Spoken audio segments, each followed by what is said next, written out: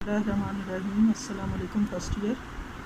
आज जो है वो हम केमिस्ट्री का फर्स्ट चैप्टर जो है वो स्टार्ट करेंगे, जो कि बेसिक कंसेप्ट के बारे में है, केमिस्ट्री के बेसिक कंसेप्ट के बारे में।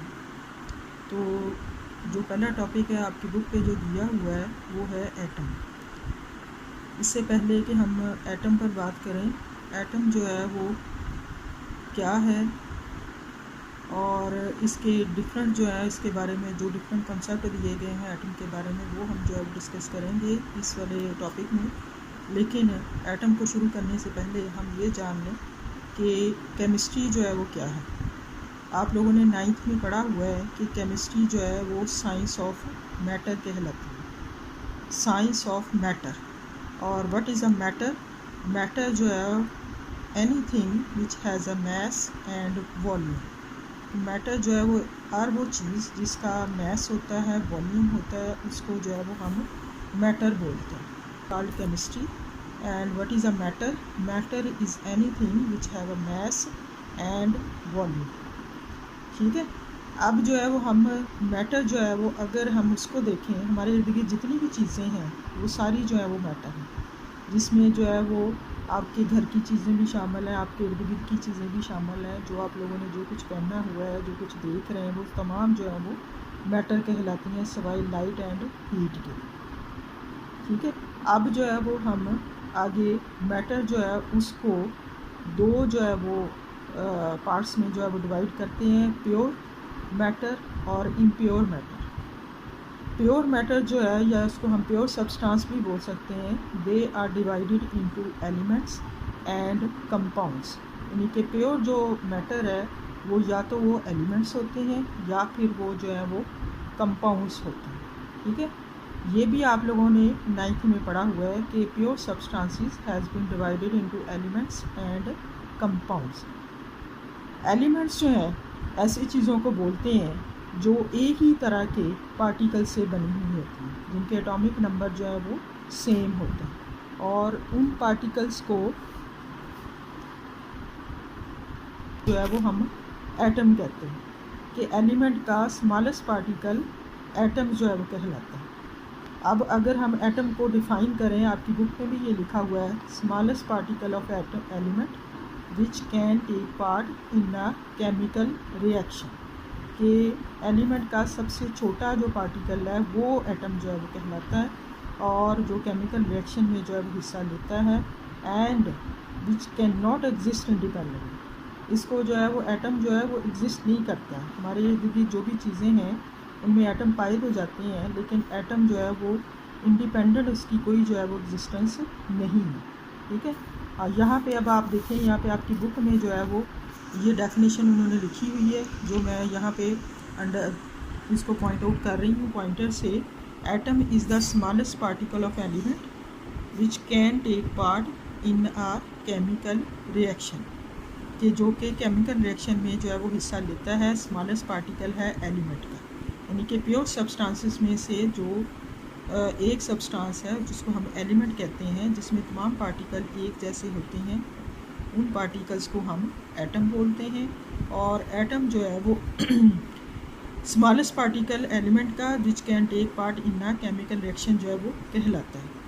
अब जो है वो हम एटम जो है इसकी हिस्ट्री के बारे में जो है कुछ बात करेंगे, जो आपकी बुक में उन्होंने बताई हुई है कि एटम जो है वो उसके बारे में डिफरेंट साइंटिस्ट ने जो है वो उसको कैसे डिफ़ाइन किया है, या एटम जो है इसके बारे में डिफरेंट कॉन्सेप्ट जो है वो क्या पाया जाता है।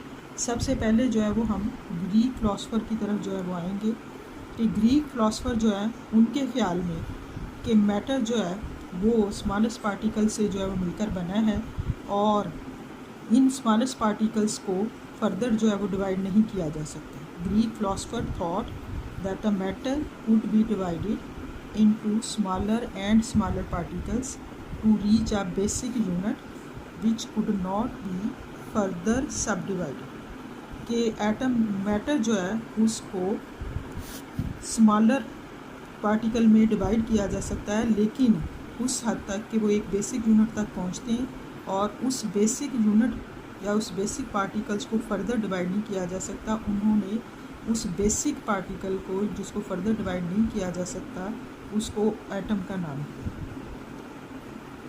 डेमोक्रेटस कॉल्ड, जो कि एक फ़िलासफ़र था, ग्रीक फ़िलासफ़र था, उसने इन पार्टिकल्स को which can not be further सब डिवाइडेड एटोमस का नाम दिया। और एटोमस जो वर्ड है वो ग्रीक वर्ड है और जिसका मतलब है एटम्स मीन्स इंडिविजिबल, के ना तकसीम होने वाला ज़रा। ये यहाँ तक जो है वो मैंने हाईलाइट किया है, आप लोगों ने जो है वो यहाँ तक इसको जो है वो नोट करें।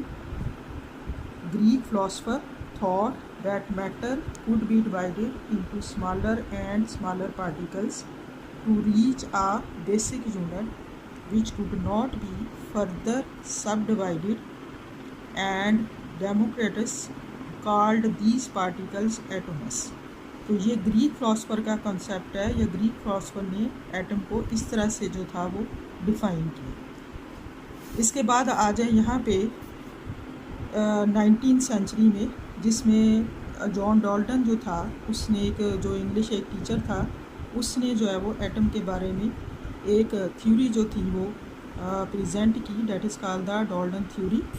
और उस थ्योरी का जो मेन पास्टुलेट था वो ये था कि main postulate of which that is all the matter is composed of atoms, के तमाम जो मैटर है उसके ख्याल में एटम से मिलकर बना हुआ है, ऑफ डिफरेंट एलिमेंट्स, मुख्तलिफ एलिमेंट्स के एटम से मिलकर बना हुआ है, विच डिफ़र इन देयर प्रॉपर्टीज़, और जो कि अपनी प्रॉपर्टीज़ में एक दूसरे से मुख्तलिफ होते हैं। तो ये मेन पास्टुलेट जो है वो डाल्टन की एटॉमिक थ्योरी का है, जिसमें उसने एटम को डिफ़ाइन करने की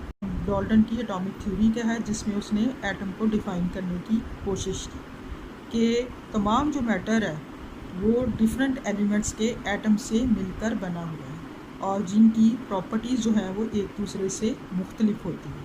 तो ये मेन पास्टुलेट जो डाल्टन थ्योरी का है, इसको आप नोट कर लें, और ये जो आपने इसका कॉन्सेप्ट है वो जो है वो आपने इसको याद करना है, या मेन पास्टुलेट जो डाल्टन थ्योरी का है वो आपने इसको जो है वो नोट करना। अब जो है वो एटम की जो डेफिनेशन है वो यहाँ पे जो है वो मैंने आपको पहले भी नोट करवाई है कि एटम जो है वो smallest particle of an element which can take part in a chemical reaction, जो केमिकल रिएक्शन में जो है वो हिस्सा लेते हैं। For example helium and neon, ये जो है इनमें एटम्स होते हैं विच हैव इंडिपेंडेंट एग्जिस्टेंस। ये जो नोबल गैसेस हैं, हीलियम, नियॉन, आर्गॉन, क्रिप्टॉन वगैरह जो हैं, इनके जो एटम्स होते हैं इनका इंडिपेंडेंट एग्जिस्टेंस होता है और ये जो है वो केमिकल रिएक्शन में हिस्सा लेते हैं। या आप ये कह लें कि ये जो गैसेस हैं ये एटॉमिक फॉर्म में पाई जाती हैं और इनके एटम ही जो है वो केमिकल रिएक्शन में हिस्सा लेते हैं और ये इंडिपेंडेंटली जो है वो पाई जाते हैं। वाइल दी एटम्स, बाकी जो एलिमेंट्स के जो एटम हैं, हाइड्रोजन फॉर एग्जांपल, नाइट्रोजन और ऑक्सीजन के जो हैं, जो कि एलिमेंट्स हैं, इनके जो एटम हैं इनका इंडिपेंडेंट एग्जिस्टेंस नहीं है, यानी कि इंडिपेंडेंटली जो है वो नहीं पाए जाते। हमारे इर्द गिर्द जो है वो एटम की फॉर्म में ये गैसेस जो है वो नहीं पाई जाती, बल्कि मॉलिक्यूल्स की शक्ल में ये गैसेस जो है वो पाई जाती हैं। तो ये आपने एटम की डेफिनेशन और इसके बाद जो है वो ये आपने एग्जांपल देनी है कि किन एलिमेंट्स के एटम जो है इंडिपेंडेंट एग्जिस्टेंस उनकी है और किन एलिमेंट्स के एटम्स की एग्जिस्टेंस जो है वो इंडिपेंडेंट नहीं है, बल्कि वो एटम की फॉर्म में नहीं बल्कि मॉलिक्यूल की फॉर्म में पाई जाती है। अब जो है वो हम आते हैं मॉडर्न जो रिसर्च है उसकी तरफ, कि मॉडर्न रिसर्च के मुताबिक the modern research have clearly shown that atom is further composed of subatomic particles like electron, proton, neutron, hypron, neutrino, antineutrino etc. कि अब ये जो ग्रीक फिलोसोफर थे और जॉन डाल्टन के मुताबिक एटम जो है उसको फर्दर सब डिवाइड नहीं किया जा सकता, डैट इज़ इंडिविजिबल पार्टिकल्स। लेकिन अब जो मॉडर्न रिसर्च आई है उसके मुताबिक एटम जो है वो मज़ीद छोटे पार्टिकल्स, सब एटॉमिक पार्टिकल्स जो हैं इन से मिलकर बना हुआ है, जैसे कि electron, proton, neutron, hyperon, neutrino, antineutrino. यानी कि एटम जो है उसको फर्दर भी डिवाइड किया जा सकता है इन पार्टिकल्स के अंदर, इन पार्टिकल्स में। तो इसलिए हम कह सकते हैं कि एटम जो है वो डिविजिबल है और उसके जो सब एटॉमिक पार्टिकल्स हैं वो इलेक्ट्रॉन, प्रोटॉन, न्यूट्रॉन, हाइप्रोन और न्यूट्रिनो वगैरह जो है वो उसके अंदर मौजूद है। और इस तरह के और भी बहुत सारे पार्टिकल्स जो हैं वो एटम के अंदर पाए जाते हैं। और वो मॉडर्न रिसर्च के मुताबिक more than 100 such particles are thought to exist in an atom, कि 100 से ज़्यादा जो पार्टिकल हैं एटम के अंदर पाए जाते हैं। However, the electron, proton and neutron are regarded as the fundamental particles of the atom. लेकिन इन 100 पार्टिकल्स में से जो बेसिक पार्टिकल हैं वो इलेक्ट्रॉन, प्रोटॉन और न्यूट्रॉन है। ये भी आप लोग जो है वो 9th में पढ़ चुके हैं कि एटम के अंदर ये इलेक्ट्रॉन, प्रोटॉन और न्यूट्रॉन जो है वो पाए जाते हैं, और इनको हम फंडामेंटल पार्टिकल्स जो है वो एटम के कहते हैं। ठीक है, तो एटम जो है वो मॉडर्न रिसर्च के मुताबिक अब इंडिविजिबल नहीं है बल्कि डिविजिबल है। और जब ये डिवाइड होता है तो इसके अंदर ये वाले जो इन पार्टिकल्स में ये जो है वो डिवाइड हो जाता है, जो कि इलेक्ट्रॉन, प्रोटॉन और न्यूट्रॉन है, which are the basic particles. तो ये अब एक मॉडर्न रिसर्च है, या जो मॉडर्न कॉन्सेप्ट है एटम के बारे में, ये पाया जाता है। अब जो है वो हमें एक और साइंटिस्ट है जिसका नाम जो है वो, जब भी एटम की हिस्ट्री लिखी जाएगी उसकी तरफ जो है वो हम आते हैं, और वो नाम है जी जे बर्जीलियस का। उसने जो है वो 1979 से 1848 के दरमियान जो इसकी रिसर्च है, और उसने ये मालूम किया, determine the atomic masses of the elements के एटॉमिक मासेस जो थे वो मालूम किए।